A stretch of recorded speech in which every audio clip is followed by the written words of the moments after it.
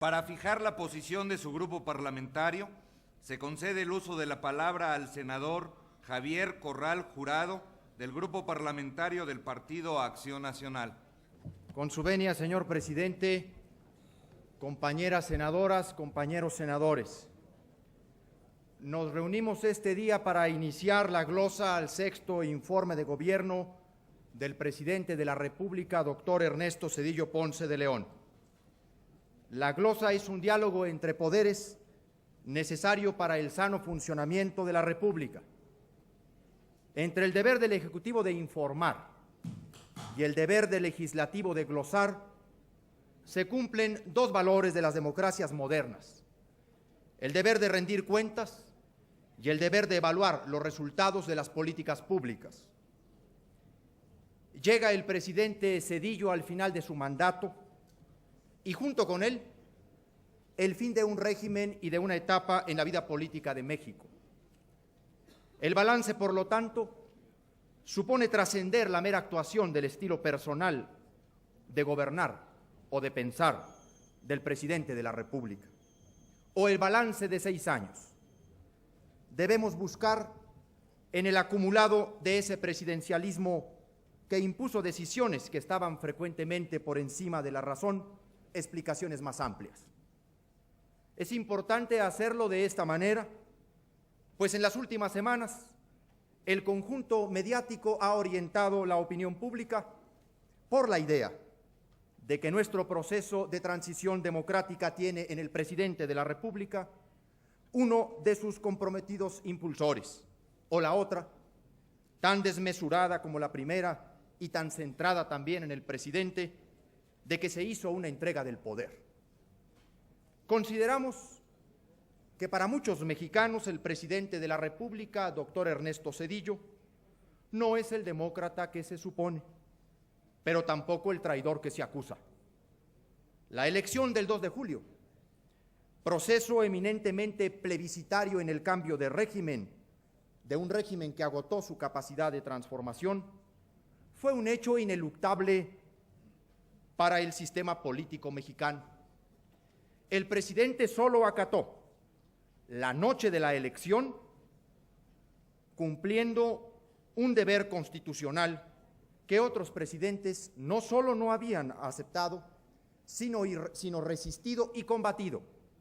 Quizá ese sea el mérito.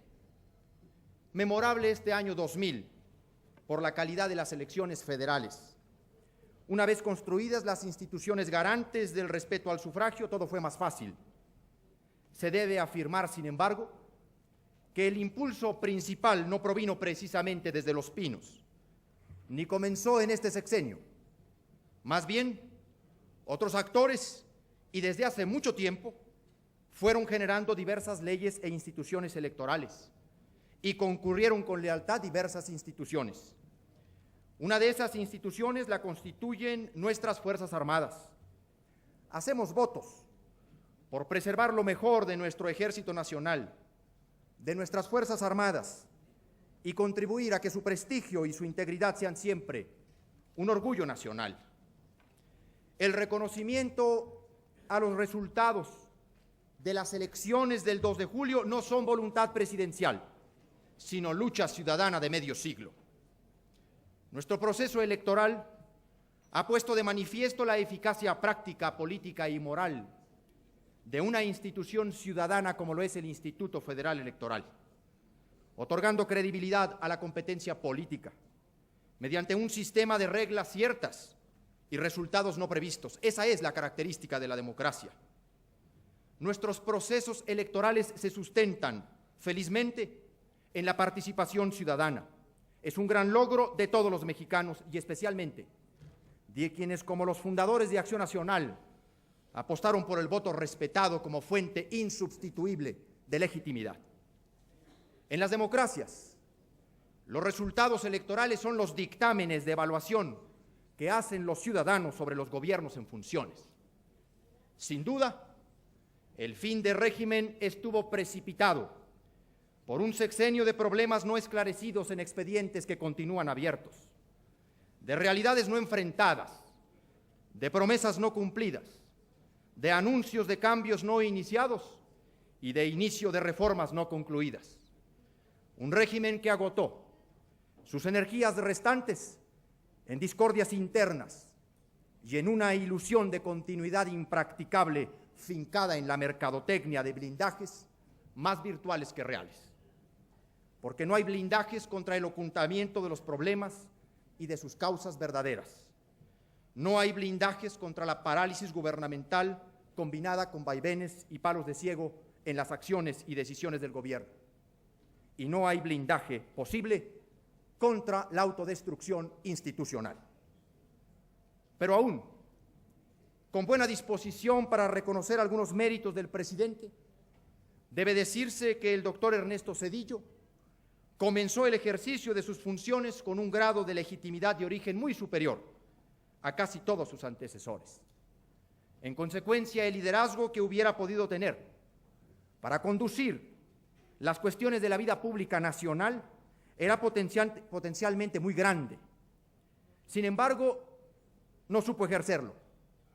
Es como si dramáticamente hubiera renunciado a hacerlo para concentrarse en mantener bajo control las reglas variables macroeconómicas, tarea que ciertamente fue difícil en 1995, pero se fueron pasando los 6 años de mandato y faltó decisión y visión para adelantar en la reforma del Estado, por ejemplo, y atender muchas de las necesidades políticas y sociales de México. Quedaron pendientes, por ejemplo, los trabajos y avances del llamado Castillo, del Seminario del Castillo de Chapultepec, e inconclusas las reformas electorales. Por ello, durante estos últimos 6 años, la política interna y el pacto social sufrieron una acelerada erosión. La dirección de los ejes fundamentales de la gobernación del país se desdibujaron. Da cuenta de ello los 4 secretarios encargados de ese despacho en un solo sexenio. La obsesión en la macroeconomía y su lucha en contra de la inflación generaron una displicencia presidencial en la conducción de los asuntos políticos y un saldo inadmisible en la economía familiar. En este orden de ideas, habiendo iniciado su mandato con la promesa de una auténtica división de poderes, habiendo ofrecido gobernar dialogando con el poder legislativo, fortalecer ese diálogo por medio del respeto y la verdad, en cuanto perdió la mayoría en la Cámara de los Diputados, fue hostil con el Congreso y con la idea de la alternancia. Le escamoteó información al Congreso que ahora la Suprema Corte de Justicia de la Nación le ha ordenado subsanar, y prácticamente dejó pasar todo el primer año de la anterior legislatura para iniciar un diálogo con los líderes parlamentarios. Se dio un desdén sistemático en contra del poder legislativo desde el mismo día de su instalación y se mantuvo durante estos 2 últimos años. La descalificación no fue contra una legislatura en lo particular, sino contra la función misma del Parlamento para insertarse como actor válido y eficaz en las soluciones de los conflictos sociales. Por ello es importante señalar ahora que el fortalecimiento del poder legislativo es pieza clave para construir un nuevo orden político más libre y más democrático en este cambio de régimen. El Congreso mexicano es hoy la promesa más cierta de transformación pacífica. Aquí podemos y debemos llevar a cabo el rediseño institucional y la reforma del Estado que fue abandonada, la división de poderes, que ha sido producto de la sabiduría occidental y que ha probado en diversas latitudes y en diversos momentos sus bondades, debe consolidarse porque esa es la voluntad soberana de la nación. No nos ha entregado en la elección una pluralidad tan acotada que ha logrado construir su propio método de control. Tenemos el caso de Chiapas, en donde permanece el conflicto contra el orden institucional. Los motivos siguen siendo incuestionables: la pobreza insultante y el rezago secular de ese jirón de la patria. No justificamos la violencia, pero no nos cegamos ante esa realidad. Sigue presente ahí un México profundo, con enormes sueños de transformación y de justicia, a los que el presidente no supo prestar atención. En estos 6 años no se consiguió una paz pactada. Las acciones del gobierno han buscado aislar y luego asediar al grupo alzado. Marca el régimen el incumplimiento de su palabra empeñada. Chiapas es una herencia que con gran cuidado debemos resolver. Ningún conflicto bélico se ha solucionado con silencio, con desdén y sin intermediación, provengan de cualquiera de las partes o de ambas. La no solución al conflicto no justifica la omisión en sus 3 últimos informes, los informes de gobierno, ni mucho menos no mencionar en el balance final del sexenio la herencia que deja. Es que los problemas que no se resuelven no se pudren para extinguirse, simplemente se salen de cauce y aparecen en otros ámbitos. Gobernar es dirigir. Gobernar democráticamente es solucionar los problemas en forma pacífica, con respeto a la ley y con la fuerza de la legitimidad. En la acción de gobernar no se puede aislar problemas, marginarlos, ni incluso acceder a que se segreguen por voluntad propia. El que gobierna no puede solo estar cuidando su imagen. Al estadista no le importa tanto la próxima elección como la siguiente generación. Confiamos que en la alternancia política del poder en México se eleve la mirada, primero en la necesidad de la intermediación, como mecanismo que facilite el encuentro y el diálogo en Chiapas, enfoque debidamente las investigaciones sobre los asesinatos masivos de los que han dado debida cuenta los medios de comunicación, se desenmascare a los grupos paramilitares interesados en que el conflicto continúe, se facilite el regreso de los desplazados a sus comunidades y se resuelva en definitiva la paz digna para todos. Los retos de los hombres y las instituciones públicas son enormes.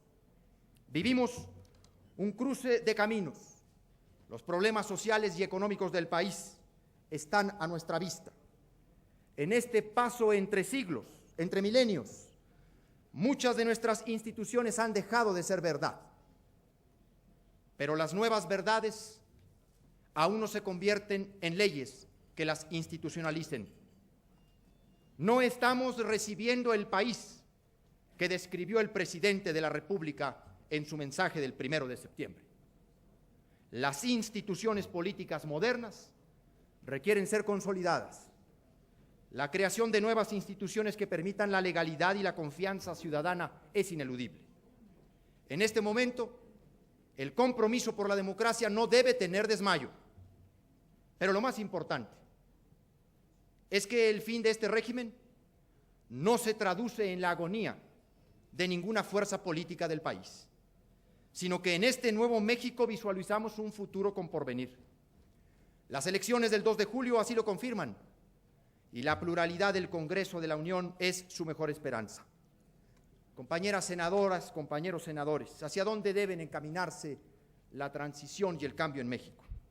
En lo que a nosotros toca, no cabe duda que la inteligencia y el buen oficio parlamentario debe tener lugar amplio en el Congreso, no solamente por la composición y la necesidad imperiosa de consensos, sino porque en breve el centro de gravedad de la acción política se irá desplazando de la transmisión de mando en el Poder Ejecutivo, con todas las novedades llamativas y simbólicas del caso, y se acercará al recinto de los legisladores federales. Se deben llenar las actuales lagunas legislativas, liquidar la agenda pendiente en varias e importantes materias y proseguir después hacia la construcción de una nación solidaria y democrática. Así la pensamos en Acción Nacional. Democrática no solo en lo electoral, sino como indica nuestra Carta Magna, en lo económico y en lo social, hasta convertir en estilo de vida las prácticas del pluralismo y la participación ciudadana. Solidaria en el sentido superior de esta expresión, porque la solidaridad no debe ser demagogia, ni plan de emergencia sexenal, sino virtud del orden social, concebida como vértice donde se encuentra persona y sociedad. Los problemas sociales y económicos que vive el país nos obligan a los poderes públicos a trabajar en forma respetuosa, franca y productiva, y benéfica para la sociedad. Lo que aportemos para dar certidumbre, confianza y credibilidad implicará, así de sencillo, el cumplimiento de nuestro deber con México. Muchas gracias.